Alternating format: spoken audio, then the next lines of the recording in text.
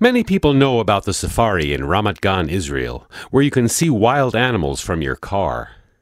But what is not widely known is the safari grounds also houses the Israeli Wildlife Hospital and Rehabilitation Center. Run jointly by the Safari and the government-run Nature and Parks Authority, it's a state-of-the-art wild animal hospital. What kind of animals are brought in? Reptiles, snakes and lizards and turtles, big mammals like wild donkeys. Dr. Horowitz tells me that almost all of them are hurt by humans or by man-made objects like buildings or power lines. Hit by car, or people shoot them, or poisonings, or electrocutions. We treat all these animals, and our main goal is to release them back to the nature. But the most common of the more than 2,000 animals that are brought in every year are birds. Here, for example, I have this Eurasian sparrowhawk, and he's here. He was brought in 2 days ago.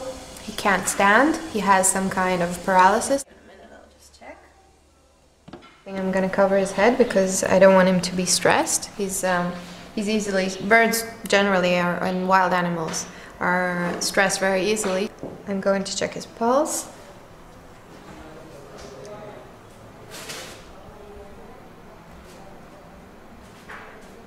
They don't know the cause of the paralysis yet. Dr. Nadler Kouris says either a tiny spinal fracture their X-ray didn't pick up or some kind of viral infection.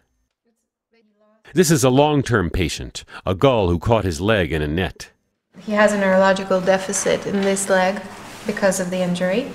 So we actually constructed some kind of sandal for him to step on the right side of the leg because he was just dragging it along like this. She's redressing the sandal, and now it's being brought back to its cage.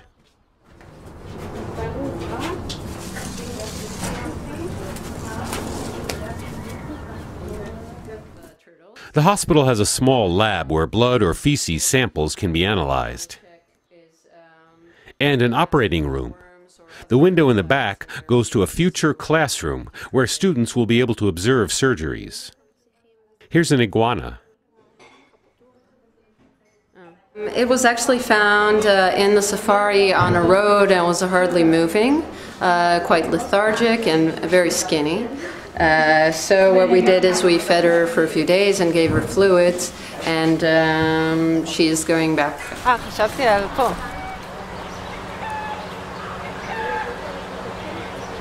And here's the X-ray room. They received a heron with a broken wing. And just like with an arm, they put pins in the wing bone, and he's still recovering and back. Why work with wild animals when you could have worked with horses or dogs?